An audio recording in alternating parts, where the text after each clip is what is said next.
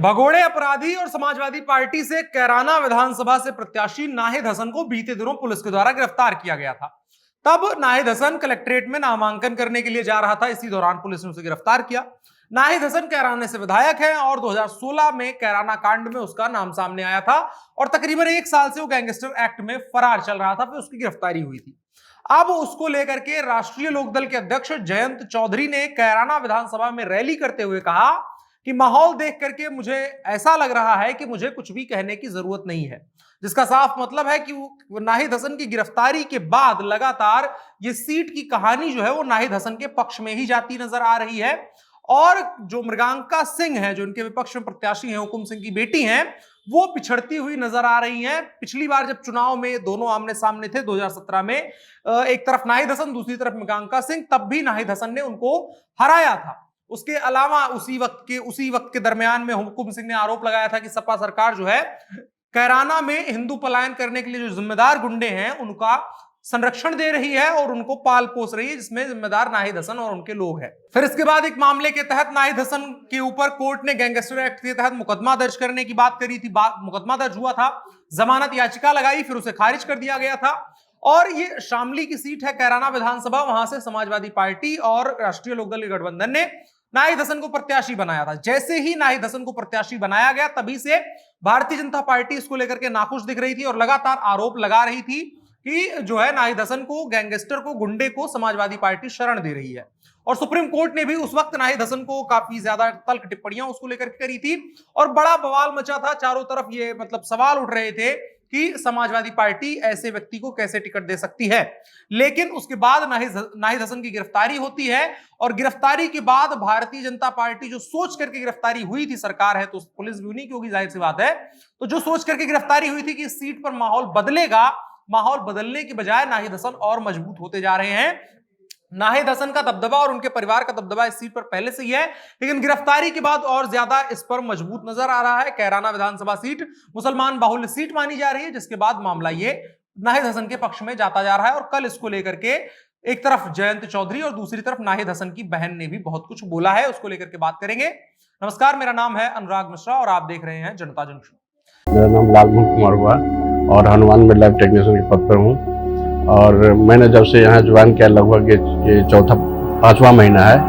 और मैंने कोविड से शुरू किया कि लॉकडाउन था तो नाश्ता सुबह से जो शाम तक निकलते थे, बीच में कुछ मिलता नहीं था तो नाश्ता भी लोग करा देते कि आप नाश्ता पहले कीजिए, उसके बाद कलेक्शन लीजिएगा। हनुमान जो लॉन्च किया था उस समय उन्होंने बहुत ये किया कि नहीं, बहुत अच्छे समय पर आप लोग ये किए हैं और बहुत अच्छा रिस्पॉन्स मिल रहा है। कैराना मुस्लिम बाहुल्य इलाका है। नाहिद हसन को 2020 के एक मुकदमे के सिलसिले में 1 महीने से अधिक बीते दिनों जेल में बिताने पड़े थे। फरवरी 2021 में नाहिद हसन और उनकी माता तबस्सुम बेगम सहित पुलिस ने 38 लोगों पर गैंगस्टर एक्ट के तहत कार्रवाई की थी। नाहिद हसन ने तब कोर्ट का दरवाजा खटखटाया था, लेकिन तब उन्हें जमानत नहीं मिल पाई थी। इसके बाद गिरफ्तारी नहीं होने और सरेंडर नहीं करने की स्थिति में नाहिद हसन को भगोड़ा घोषित किया गया था। सितंबर 2021 में नाहिद हसन ने कोर्ट में सरेंडर किया। कुछ घंटों बाद उन्हें जमानत मिल गई और उसके बाद फरार हो गए। पुलिस ने उनके खिलाफ गैंगस्टर एक्ट भी लगा दिया। नाहिद हसन पूर्व विधायक मुनव्वर हसन के बेटे हैं। नाहिद की मां तबस्सुम बेगम पूर्व सांसद हैं और उन्होंने 2018 के उपचुनाव में कैराना से चुनाव जीता था, तब मृगांका सिंह को ही हराया था। और इसके अलावा सपा राष्ट्रीय लोकदल गठबंधन ने अभी हाल में जब 1 महीने पहले 29 प्रत्याशियों के नामों की घोषणा करी तो उसमें नाहिद हसन का भी नाम सामने आया था। नाहिद हसन गैंगस्टर एक्ट लगने के बाद भूमिगत हो गया था और लगातार भारतीय जनता पार्टी नाहिद हसन और समाजवादी पार्टी के ऊपर हमलावर थी कि सपा कैसे एक भगोड़े अपराधी को पार्टी में शरण दे रही है और शरण ही नहीं, टिकट दे रही है। भगोड़ा घोषित होने के बावजूद उस वक्त पर नाहिद हसन जो है वो जगह जगह पर जो कृषि कानूनों के खिलाफ महापंचायतें हो रही थी उसमें नजर आ रहा था। बीते साल उनका एक विवादित बयान भी आया था। पश्चिमी उत्तर प्रदेश में मुस्लिम जाट सियासत को एक नया बखेड़ा रूप दे दिया था। नाहिद हसन ने एक वीडियो जारी किया था, उसमें कहा था कि जाटों की दुकानों से लोग सामान खरीदना बंद कर दें। नाहिद हसन ने मुसलमानों को एकजुट रहने और मुसलमान कारोबारियों को ही मजबूत करने का बात किया था, उसको संदेश दिया था। इसके बाद नाहिद हसन को समाजवादी पार्टी से उम्मीदवार बनाया गया और जबकि उनके जवाब में भारतीय जनता पार्टी ने स्वर्गीय सांसद हुकुम सिंह की बेटी मृगांका सिंह को कैराना से पार्टी का प्रत्याशी बनाया। हुकुम सिंह ने जब जीवित थे वो तो जोर शोर से कैराना से हिंदुओं के पलायन का मुद्दा उठाया करते थे।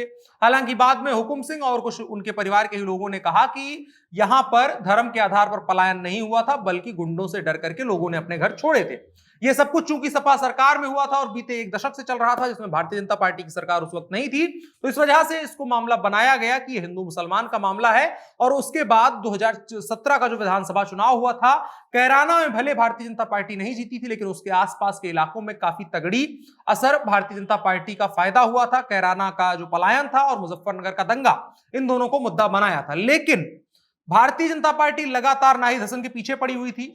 अब जब नाहिद हसन की बीते दिनों गिरफ्तारी हो गई 16-17 जनवरी को, उसके बाद से जो इस सीट पर माहौल भारतीय जनता पार्टी सोच रही थी कि माहौल नाहिद हसन के खिलाफ बनेगा, लेकिन अब माहौल नाहिद हसन के पक्ष में ही जाता हुआ नजर आ रहा है। क्योंकि यहां पर हिंदू मुसलमान का बात साफ साफ है, हिंदू एक है, एक मुसलमान उम्मीदवार है, लड़ाई इन दोनों के बीच में है। और जो कैराना है वो मुसलमान बाहुल्य इलाका है, इस वजह से यह मामला नाहिद हसन के पक्ष में अब पूरी तरह से जाता हुआ नजर आ रहा था। हुकुम सिंह और नाहिद हसन के पिता मुनव्वर हसन की राजनीति इसी तरीके से शुरू हुई थी, जिसमें हुकुम सिंह अक्सर बाजी मारा करते थे, मुनव्वर हसन 1-2 बार जीतते थे। हुकुम सिंह और मुनव्वर हसन जो है पहले एक साथ ही काम किया करते थे और उसके बाद फिर दोनों अलग होते हैं। और दोनों के रिफ्ट का नतीजा अगर कहा जाए तो कैराना पलायन का मुद्दा इतना जोर शोर से उठा। जब हुकुम सिंह लोकसभा में सदस्य हुआ करते थे, उस वक्त उन्होंने लोकसभा में कैराना पलायन का मुद्दा उठाया और राष्ट्रीय स्तर पर इस मुद्दे को पहचान दिलाई, जिसके बाद भारतीय जनता पार्टी ने उसका बखूबी इस्तेमाल वहां पर राजनीति में किया। और अब जब भारतीय जनता पार्टी के तेवर इस चीज को लेकर के नरम पड़े हैं, भारतीय जनता पार्टी कैराना पलायन का मुद्दा उतना ज्यादा नहीं उठा पा रही है, क्योंकि भारतीय जनता पार्टी के ही कई नेताओं और हुकुम सिंह ने भी पीछे स्वीकार कर लिया है कि यह मामला हिंदू मुसलमान का नहीं था। जिसके बाद और नाहिद हसन की गिरफ्तारी होती है, कुल मिलाकर के एक तरीके से मुसलमानों की सिंपैथी जो है वो नाहिद हसन के साथ जाती है कि नाहिद हसन को झूठे मूठे आरोपों में फंसाया गया था। इस तरह की कहानी बन रही है।